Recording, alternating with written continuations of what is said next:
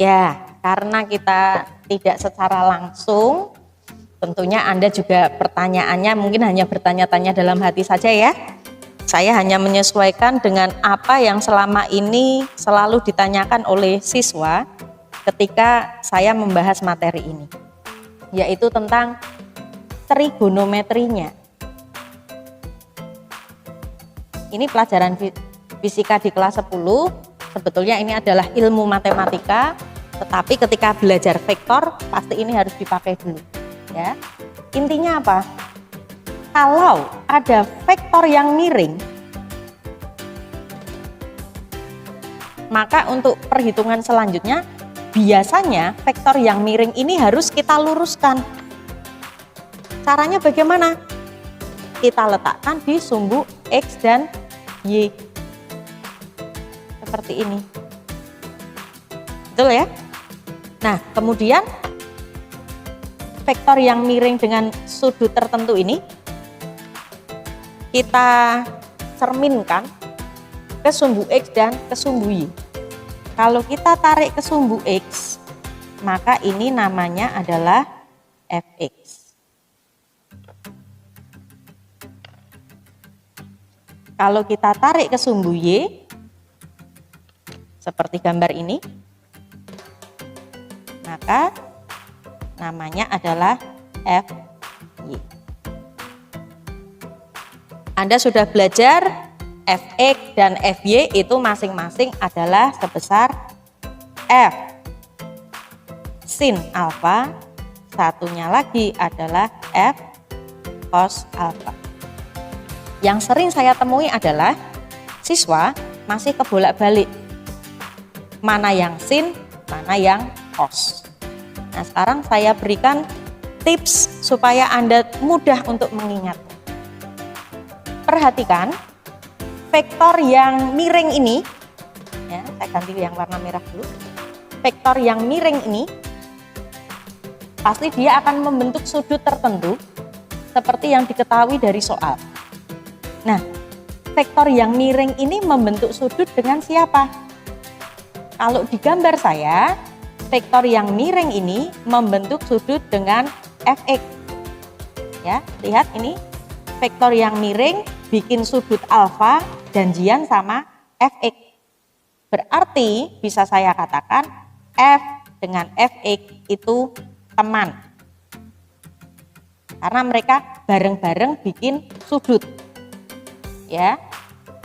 Apa nama lain teman? CS. Berarti Fx sama dengan F cos. Ya, jadi CS di sini saya jadikan sebagai cos. Pembentuk sudut alfa itu adalah Fx dengan F. Berarti Fx-nya adalah F cos alfa. Bagaimana dengan sudut yang ini? Ibaratnya teman, ora dijak gawe sudut. Ya, karena dia tidak diajak bikin sudut, dia nggak punya teman, dia isin. Maka ingat, Fy itu adalah F sin alfa. Nah, kalau Anda ingat patokan ini, mau miringnya di mana, mau sudutnya di mana, Anda tidak akan kesulitan. Nah, sekarang kita akan masuk ke latihan soal. Sebelumnya nanti saya beri contoh satu dulu ya. Ini soal yang pertama. Saya gambar sebuah persegi. Abaikan gambar yang nggak sempurna ya. Nanti kalau kalian bikin di buku catatan, buat gambar persegi yang sempurna. Saya beri nama titik sudutnya A, B, C, dan D. Kemudian di bagian tengah saya beri titik O. Wah, gambar saya benar-benar jelek nih. Maaf ya. Anda harus bikin gambar yang lebih bagus dari saya. Kemudian panjang sisi kita kasih nilai 20 cm. Kemudian saya akan menggambarkan gaya yang bekerja pada persegi ini. Di titik B saya beri gaya F1 nilainya 50 Newton. Kemudian di titik C saya beri gaya arahnya segini 45 derajat dari arah mendatar. Nilainya adalah F2 sebesar 80 Newton. Kemudian satu gaya lagi saya letakkan di sini, perpanjangan dari titik O ya. Saya tarik ke bawah. Saya beri nama F3. Nilainya 40 Newton.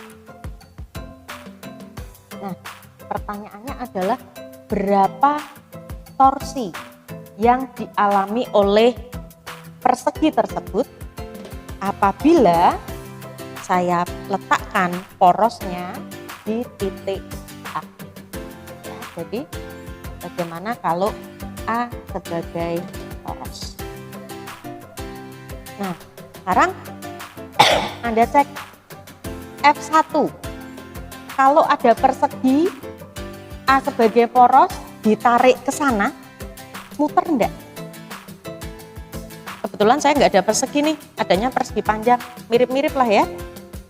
Jadi ini titik A, ini titik B, ditarik ke sana, muter enggak? Enggak muter. Berarti kalau A sebagai poros, torsi yang disebabkan oleh F1 itu sama dengan 0. Nah, kemudian bagaimana dengan torsi yang kedua yang disebabkan oleh F2? Perhatikan, sudut 45 derajat, ini siku-siku semua, ini adalah persegi. Kalau diagonal seperti ini, berarti ini sudutnya berapa? 45 juga, ya. Ini siku-siku, ini 45, berarti yang sini juga 45 derajat. Berarti diagonal dengan F2 ini sudah tegak lurus. Maka F2 kali L2-nya adalah berapa F2-nya? 80. L2-nya adalah sisi miring dari persegi. Berapa sisi miringnya? Silahkan Anda hitung pakai Pitagoras. 20 kuadrat, 20 kuadrat di akar kuadrat. Kita akan ketemu nilai 20 akar 2 cm. Jangan lupa harus dijadikan meter, berarti 0,2 akar 2. Maka torsi yang kedua nilainya adalah sebesar 16 akar 2 Newton meter. Nah, ini satuannya F kali L, Newton meter. Nah, karena torsi ini menyebabkan benda berputar, muternya itu kan bisa dua macam, ya. Berputar searah jarum jam seperti ini, dengan berputar berlawanan arah jarum jam. Berarti ada nilai positif dan ada nilai negatif. Aturan mainnya, kalau berputar searah jarum jam nilainya negatif. Nah, ini yang torsi kedua, A sebagai poros ditarik ke sana, muternya berlawanan jarum jam, berarti ini nilainya positif. Nah, sekarang bagaimana dengan F3? Kita akan hitung TO3. F3-nya di sini, titik porosnya di sini. Sudah tegak lurus belum? Belum. Bagaimana caranya? Harus kita buat tegak lurus. Ingat, ada dua cara ya tadi. Apakah F-nya yang kita buat tegak lurus, ataukah L-nya yang kita buat tegak lurus? Mana yang lebih mudah?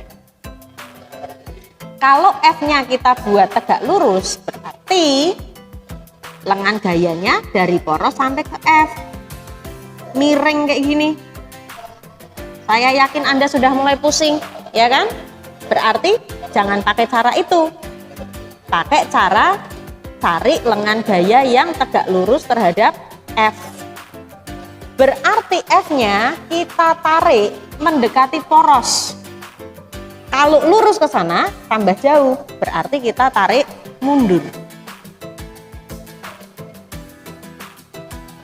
Nah, mana yang tegak lurus terhadap F3 yang menuju ke poros? Ini kan? Nah, inilah lengan gaya yang ketiga. Berarti TO3 adalah F3 kali L3. F3-nya 40, L3-nya berapa ini? Dari A sampai ke sini. Kalau A sampai B itu 20 cm. Berarti kalau A sampai tengah-tengah sini adalah sebesar 10 cm. Jangan lupa jadikan meter, 0,1.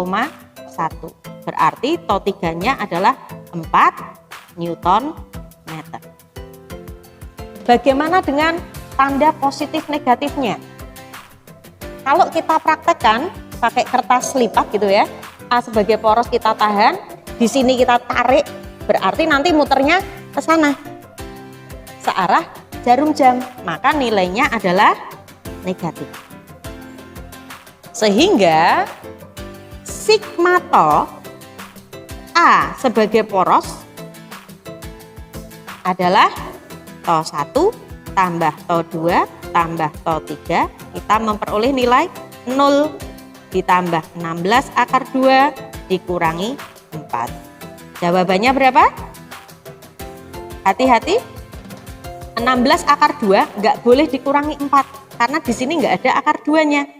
Berarti jawaban berhenti di 16 akar 2 min 4. Satuannya Newton meter. Nah, tugas Anda hari ini, Anda cari berapa sigma TO apabila O sebagai poros. Ya, jadi muternya di tengah-tengah sini porosnya. F1-nya tetap, F2 tetap, F3 tetap. Berapa sigma TO di titik O? Saya tunggu jawabannya dikirim lewat aplikasi Jaga Ratu. Anda tulis tangan saja lalu difoto. Oke, terima kasih. Kita ketemu di pembelajaran berikutnya.